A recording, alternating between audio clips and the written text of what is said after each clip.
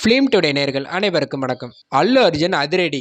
இந்திய சினிமாவில் ஒரு படத்துக்கு இந்த அளவுக்கு எக்ஸ்பெக்டேஷனும் இந்த அளவுக்கு வசூலும் வேற எந்த சினிமாவுக்கும் கிடைச்சதே இல்லைன்னு சொல்லலாம். கொஞ்சம் வருஷத்துக்கு முன்னாடி 100 கோடி பாக்ஸ் ஆஃபீஸ் ஹிட் அடிக்கிறது, 500 கோடி பாக்ஸ் ஆஃபீஸ் ஹிட் அடிக்கிறதுலாம் பெரிய விஷயமா பார்க்கப்பட்டுச்சு தமிழ் சினிமாவில்.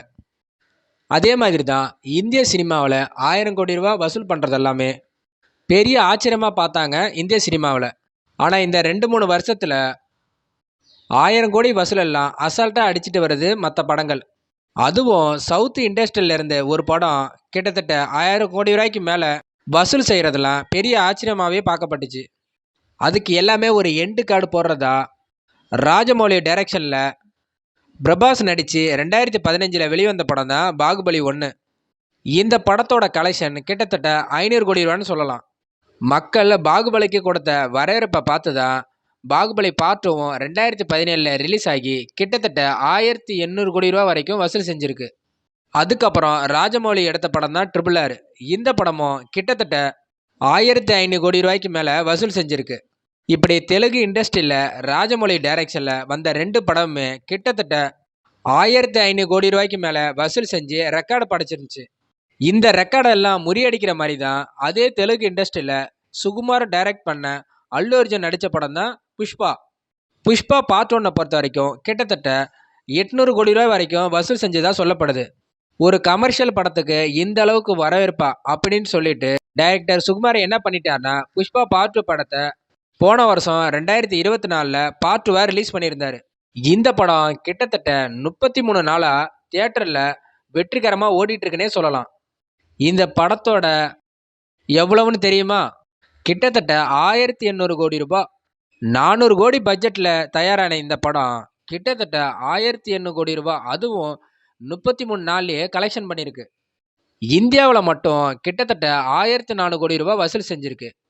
வேர்ல்டு ஃபுல்லாக 400 கோடியும் டோட்டலாக 1800 கோடி ரூபாய் இது வரைக்கும் வசூல் செஞ்சுருக்கு புஷ்பா படம். ஹிந்தியில் 791 கோடி ரூபாயும், தெலுங்கு இண்டஸ்ட்ரியை பொறுத்த வரைக்கும் 300 கோடி ரூபாயும், தமிழ் இண்டஸ்ட்ரியில் கிட்டத்தட்ட 80 கோடி ரூபாயும், கன்னடத்தில் 25 கோடி ரூபாயும், இருக்கிறதுலே கம்மியாக கேரளாவில் 18 கோடி ரூபாயும் வசூல் செஞ்சிருக்கு இந்த படம். ஏற்கனவே பாகுபலி படத்தோட கலெக்ஷனையும் RRR படத்தோட கலெக்ஷனையும் முறியடிச்சிருக்கு. இந்த ஸ்பீடில் போனால் கண்டிப்பாக படங்கிறது அமீர்கான் நடித்து 2017 வெளியான படம் தான் தங்கல். இந்த படத்தோட மொத்த கலெக்ஷன் பார்த்தீங்கன்னா கிட்டத்தட்ட 2070 கோடி ரூபாய். இந்த ரெக்கார்டையும் பீட் பண்ணி இந்தியாவோட first box office king Pushpa 2 தான் அப்படின்னு நிரூபிக்க போறாரா அல்லு அர்ஜுன், அப்படிதான் சினிமா வட்டாரங்களை பேசிட்டு இருக்காங்க. இப்படி படத்தை பற்றி ஆகா ஓகன்னு சொல்கிற அளவுக்கு படத்தில் அந்த அளவுக்கு கதை இல்லைனாலும் பார்ட் 1 கொடுத்த எக்ஸ்பெக்டேஷனால தான் இந்த படம் இந்த அளவுக்கு ஓடிட்டு இருக்கு. படம் நல்லா இருக்கு, ஆனால் 2000 கோடி ரூபா அடிக்கிற அளவுக்கு படத்தில் அப்படி என்ன இருக்கும்?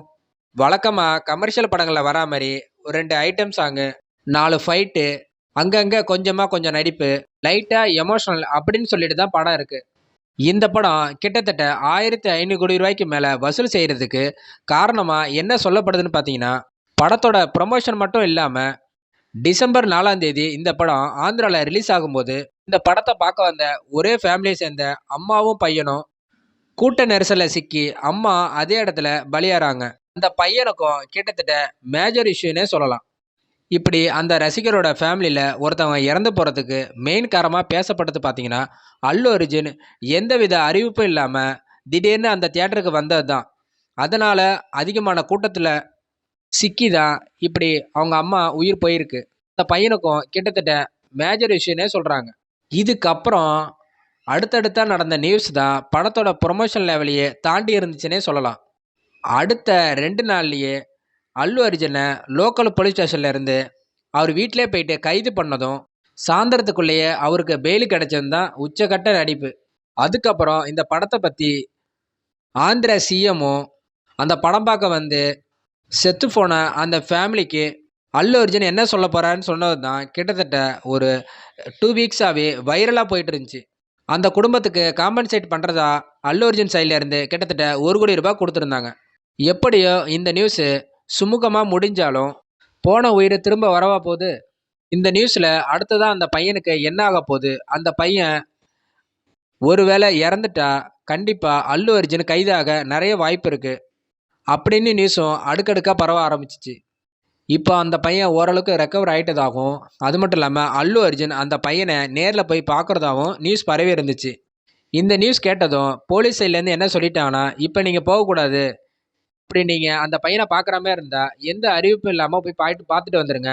மறுபடியும் ஏதாவது அசம்பாவிதம் நடந்துச்சுன்னா, கண்டிப்பா உங்கள கைது பண்றத தவிர வேற வழி இல்ல அப்படின்னு சொல்லிட்டு போலீஸார் சைட்ல இருந்து சொல்லிட்டாங்க.